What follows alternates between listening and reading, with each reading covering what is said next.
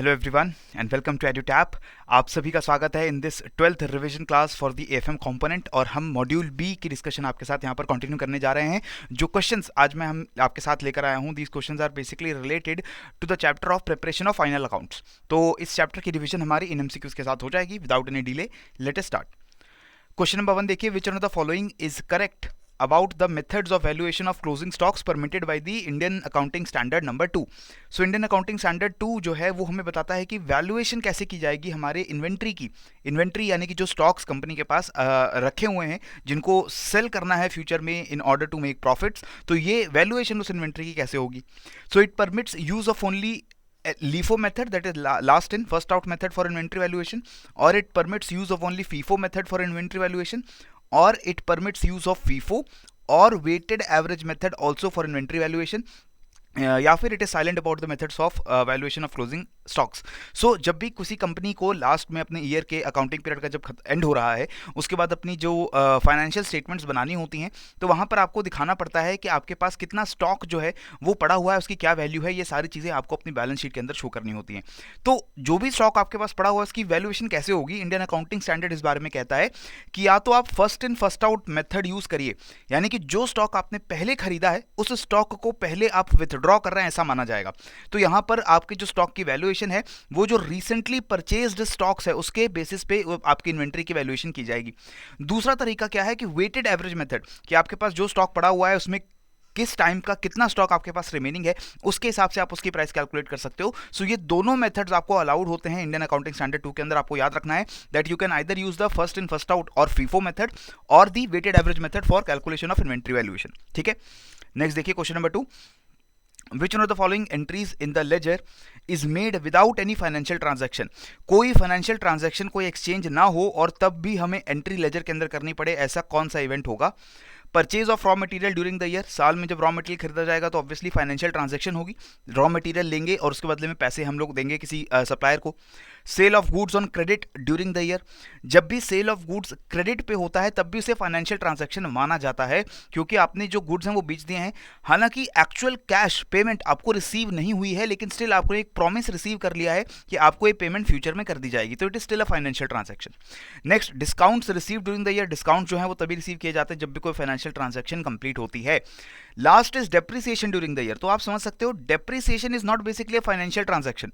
यहां पर कोई भी एक्सचेंज ऑफ गुड्स या मनी नहीं हो रहा है, यहां पर जो आपके पास खुद एसेट्स रखे हुए हैं उनकी वैल्यू वियर टियर की वजह से टाइम के साथ ऑटोमेटिकली कम हो रही है, वो डेप्रिसिएशन है। तो इसके लिए कोई फाइनेंशियल ट्रांजैक्शन की जरूरत हमें नहीं होती है, हमें फिर भी डेप्रिसिएशन को अपने अकाउंटिंग के अंदर रिकॉर्ड करना होता है। तो करेक्ट आंसर बनेगा ऑप्शन नंबर डी। फिर आते हैं क्वेश्चन नंबर 3 के ऊपर। A firm has received advance rent from a tenant for the month of April in March, मार्च के महीने में ही हमें एडवांस रेंट मिल गया है नेक्स्ट मंथ का, यानी अप्रैल के मंथ का। Which of the following adjustment entries is correct while preparing the accounts for the year ending in March. हम जान रहे हैं कि हमारा जो साल है, अकाउंटिंग पीरियड है, वो कब खत्म हो जाता है, वो खत्म हो जाता है मार्च 31 को। ठीक है, अब रेंट जो अप्रैल में मिलना चाहिए था हमें, वो हमें कब मिल गया, वो हमें मार्च में ही मिल चुका है, राइट। अब मार्च 31 को जब भी हम अपनी बैलेंस शीट बनाएंगे, अपनी प्रॉफिट लॉस अकाउंट बनाएंगे, यानी कि जब अपनी फाइनेंशियल स्टेटमेंट्स को हम प्रिपेयर करेंगे, तो ये जो अप्रैल मंथ का रेंट है, क्या हमें ये मार्च के मंथ के अंदर शो करना चाहिए? एक्चुअली हमें शो नहीं करना चाहिए बेसिकली, क्योंकि ये जो रेंट है वो नेक्स्ट मंथ का है, यानी अप्रैल के मंथ का है, और यानी कि नेक्स्ट फाइनेंशियल ईयर का है, नेक्स्ट अकाउंटिंग पीरियड का है। लेकिन पेमेंट तो हमें रिसीव हो चुकी है, अप्रैल मंथ में पेमेंट तो हमें मिलेगी नहीं क्योंकि वो हमें पहले ही मिल चुकी है। तो हम क्या करेंगे, हम एक एडवांस रेंट हमें मिल गया है ऐसा एक अकाउंट हमें बनाना पड़ेगा, और जब अप्रैल का मंथ आएगा तो वहां हम दिखाएंगे कि जो एडवांस रेंट हमें मिला था ये हमने अप्रैल के अकाउंट के लिए इसको मान लिया है। तो किस तरीके की ट्रांजैक्शन एंट्री, एडजस्टमेंट एंट्री हमारी बनेगी? Debit advance rent received account and credit the rent received account, और debit the rent payable account and credit the advance rent received account, debit rent received account and credit the bank account, और debit rent received account and credit advance rent received account. देखिए, जब भी rent आप receive करते हैं वो क्या होती है, वो आपकी होती है इनकम। इनकम जब भी आपकी बढ़ती है तो वो क्या होती है, क्रेडिट। ठीक है। अब यहाँ पर आपको इनकम जो है मंथ की अप्रैल की होनी चाहिए थी, लेकिन वो आपको मार्च के मंथ में कर दी गई है। तो आपके लिए what is this, this is the advance rent received. तो यहाँ पर रेंट पेबल जहाँ भी बात की गई है, रेंट पेबल की कोई बात नहीं होगी, तो यहाँ पर हमारा ऑप्शन नंबर बी एलिमिनेट हो जाएगा। बैंक अकाउंट भी इसके अंदर बिल्कुल इन्वॉल्व नहीं होना चाहिए। क्यों नहीं इन्वॉल्व होना चाहिए? क्योंकि अभी कोई भी कैश की जो पेमेंट हुई है वो आपके बैंक में आप उसे क्रेडिट अभी करके नहीं दिखाएंगे। आपको ये जो ट्रांजैक्शन है वो नेक्स्ट मंथ यानी कि अप्रैल के मंथ में दिखानी पड़ेगी, जब एक्चुअली आप उस मंथ के पैसे को, रेंट को आप मानेंगे कि हाँ ये मुझे मिल चुका है। Currently in the month of March what you will say कि मेरा रेंट रिसीव्ड का जो अकाउंट है वो डेबिट हो गया है। The rent received account has been debit and the advance rent received account has been credited. Right, जब नेक्स्ट मंथ आएगा यानी अप्रैल का जब मंथ आएगा, तब आप वहां पर क्या करेंगे, आप वहां पर रेंट रिसीव्ड अकाउंट जो है उसको वहां पर आप क्रेडिट कर देंगे और उसमें डेबिट कर देंगे जो आपको एक्चुअल में कैश मिल रहा है या एक्चुअल में जो आपका बैंक अकाउंट में अगर आप उसे जमा करा रहे हैं तो उस अकाउंट को आप डेबिट कर देंगे। राइट, तो करेक्ट आंसर यहां पर बनेगा option number D. In the month of March the entry, जो एडजस्टमेंट एंट्री है वो क्या होगी कि रेंट रिसीव्ड अकाउंट आपने डेबिट कर दिया है और एडवांस रेंट रिसीव्ड अकाउंट को आपने क्रेडिट कर दिया है। In the next month when your rent is actually received, then you will credit the rent received account and you will debit the bank account or the cash account जहां पर आपको वो पैसा मिल रहा है। ठीक है, नेक्स्ट आएगा question number 4। Dash is an entry in a companies general ledger that occurs at the end of an accounting period to record any unrecognized income or expenses for the period।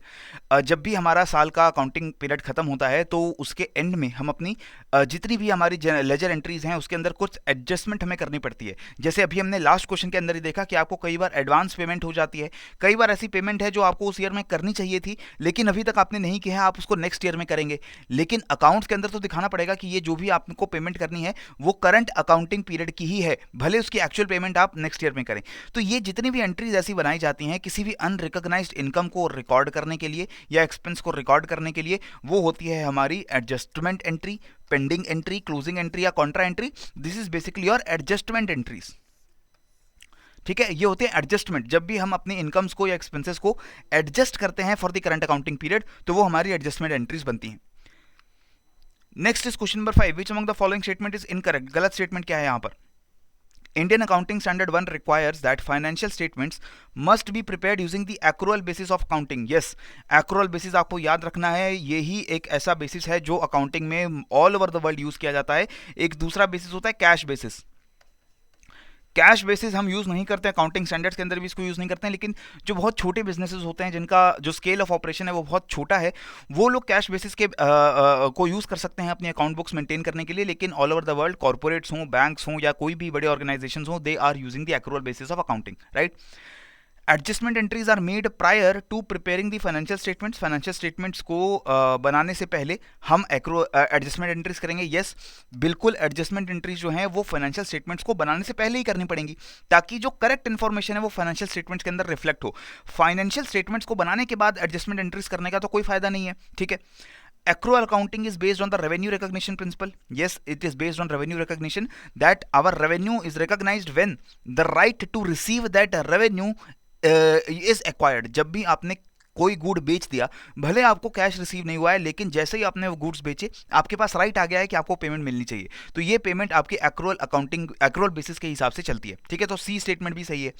Adjustment entries involve balance sheet accounts only. नहीं, adjustment entries में आपका balance sheet accounts भी involve होता है, आपका profit and loss account भी involve होता है, क्योंकि जो आपके एक्सपेंसेस और इनकम है they are also affected by your adjustment entries. So that is why correct answer here will be option number D, क्योंकि ये एक इनकरेक्ट यानी कि पार्शियली करेक्ट स्टेटमेंट है। ठीक है, next is question number 6।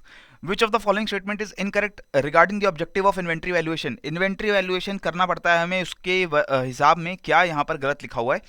We have to do the inventory valuation to determine true profit and loss. Yes, actual profit और loss क्या है उसको डिटरमिन करने के लिए हमें देखना पड़ेगा ना कि हमारे पास स्टॉक में कितना सामान ऑलरेडी रखा हुआ है।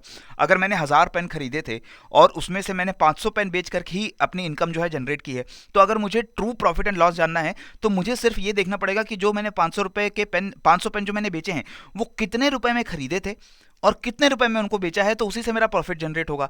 जो 500 pens are already in my stock, वो अभी भी मेरे पास रखे हुए हैं, मैं उनका कॉस्ट इंक्लूड नहीं करूंगा अपना प्रॉफिट एंड लॉस रिकॉर्ड करने के लिए, क्योंकि वो पेन्स तो अभी भी मेरी प्रॉपर्टी है, वो मेरे पास पड़े हुए हैं। ठीक है, उनको फ्यूचर में जब मैं सेल करूंगा तब उनसे आने वाली income I will record in my profit and loss account. ठीक है, to show true financial position of the business, yes it is necessary that our true financial position, वो इस पे भी डिसाइड होती है कि हमारे पास स्टॉक कितना रखा हुआ है। To properly value closing stock and to evade tax liability. देखिए properly value closing stock, this is very important, इसलिए तो हम इन्वेंट्री वैल्यूएशन कर रहे हैं कि हमारा साल के एंड में कितना स्टॉक हमारे पास बचा हुआ है उसकी करेक्ट वैल्यू हमारे पास रहनी चाहिए। लेकिन टैक्स लायबिलिटी से बचना ये किसी भी तरीके से कोई रीजन नहीं है इन्वेंट्री वैल्यूएशन करने का, तो आंसर हमारा डी बनेगा। टैक्स लायबिलिटी का कोई रिलेशन यहां पर हमारे स्टॉक से नहीं बनता है, ठीक है। Next is question number 7। Ram started his business on April 1st, 2016 with his own capital of rupees 60,000 and took a loan from the bank for rupees 50,000. On 31st March 2017, total assets were rupees 1,80,000. Calculate the profit earned during the year ending 31st March 2017. तो यानी कि अप्रैल 1, 2016 से 31st मार्च 2017 के बीच का कितना profit generate हुआ है वो हमें यहाँ पर फाइंड आउट करना है। हम यहाँ पर यूज करेंगे balance sheet equation, A is equal to L plus C, assets is equal to liabilities plus capital, right. तो पहले उसने साल के बिगिनिंग में 60,000 रुपीज की कैपिटल उसने वहां पर जो है जनरेट की, अपनी तरफ से पैसे लगाए, और 50,000 रुपीज की उसने लायबिलिटीज जनरेट की। तो यहां पर लायबिलिटीज हो गई 50,000, 50K की, और 60K की हमारी कैपिटल डाली गई थी। ये टोटल कितना हो गया? ये हो गया 1,10,000। Now after the end of the year हमने देखा कि टोटल एसेट्स कितने निकल कर आ रहे हैं, 1,80,000 आ गए। अगर एसेट्स 1,80,000 हो गए हैं तो इसका मतलब लायबिलिटीज प्लस कैपिटल ये भी 1,80,000 होना चाहिए। ऑलरेडी ये 1,10,000 पहले ही था क्योंकि लोन और कैपिटल मिला के इतना बन रहा था, तो इसका मतलब जो एक्स्ट्रा 70,000 रुपीज हैं, these are the profit which have been earned during that year, और ये प्रॉफिट एक्चुअली आपकी कैपिटल का पार्ट बनेगी। ये क्लेम है of the owners on that particular money, right. तो correct answer here will be option number C, 70,000 rupees की income उसको प्रॉफिट हुआ है इस साल के अंदर, ठीक है। Next is question number 8। Which among the following statements is wrong? कौन सी स्टेटमेंट गलत है? Trading account consists of 2 sides. The trading account helps to compare closing stock and opening stock. Trading account is prepared at the end of the period and wages as salaries account is treated as an indirect expense. देखिए पहली बार में आपको पता लग रहा है कि गलत स्टेटमेंट यहाँ पर ऑप्शन नंबर डी है। Wages and salaries account is not an indirect but a direct expense. ये डायरेक्टली इन्वॉल्व रहता है हमारे ऑपरेशंस के अंदर, राइट। और हमारी जो भी सेल हो रही है, जो भी हमारी इनकम आ रही है, उसमें उसको जनरेट करने में डायरेक्टली वेजेस और सैलरीज का वहां पर कंट्रीब्यूशन है, and that is why it is treated as a direct expense. Clear? Next is question number 9. Which among the following is shown on the debit side of the profit and loss appropriation account? Profit loss appropriation account में किस particular element को debit side के ऊपर रखा जाएगा? Surplus balance brought forward from previous year, transfer to dividend और interim dividend, net profit for the year and amount withdrawn from general reserve. जो भी हम प्रीवियस ईयर से सरप्लस बैलेंस लाते हैं, या उस करंट ईयर के अंदर जो भी नेट प्रॉफिट हम लोग जनरेट करते हैं, या जो भी अमाउंट हम विथड्रॉ कर रहे होते हैं जनरल रिजर्व से, सारी चीज़ें जो है वो हमारे क्रेडिट साइड पर जाती हैं। डेबिट साइड पे सिर्फ हमारा डिविडेंड और इंटरिम डिविडेंड का जो ट्रांसफर है उसको हम वहां पर रिकॉर्ड करते हैं। तो ये चीज़ आपको बहुत अच्छे से क्लियर होनी चाहिए कि जो profit and loss appropriation account है, इस अकाउंट के अंदर कौन सी चीज़ें डेबिट और कौन सी चीज़ें क्रेडिट साइड पर हमारी रखी होती हैं। The last question of the day is which of the following documents is not part of the complete set of financial statements as prescribed by the Indian Accounting Standard 1? Indian Accounting Standard 1 कौन से document को complete set का part नहीं मानता है? Indian accounting standard 1 के अंदर हमें बताया गया है कि फाइनेंशियल स्टेटमेंट में कौन कौन सी चीज़ें इंक्लूडेड होनी चाहिए। इसमें आपकी जो स्टेटमेंट ऑफ इक्विटी चेंज है वो भी होती है, इसमें आपका कैश फ्लो स्टेटमेंट होता है, प्रॉफिट लॉस स्टेटमेंट होता है, बैलेंस शीट का स्टेटमेंट होता है। इसके अलावा अगर आपने अपनी अकाउंटिंग पॉलिसीज के अंदर कोई चेंज किया है तो वो क्या चेंज है वो भी उसके अंदर इंक्लूडेड होता है। जो अकाउंटिंग पॉलिसीज आप यूज़ कर रहे हैं वो अकाउंटिंग पॉलिसीज कौन सी हैं उसका भी एक स्टेटमेंट होता है। लेकिन यहाँ पर profit and loss appropriation statement हम बिल्कुल भी इंक्लूड नहीं करते हैं in our financial statements, right. So that is all that I had to discuss in this particular video. I hope you enjoyed this. और ये 10 क्वेश्चन हमारे प्रॉफिट एंड लॉस जो statement account and preparation of final accounts के chapter से जुड़े हुए थे। Next class के अंदर we will continue this chapter and further more chapters of the module B of the FM component. तब तक के लिए पढ़ते रहिए, बढ़ते रहिए। जय हिंद एंड जय भारत।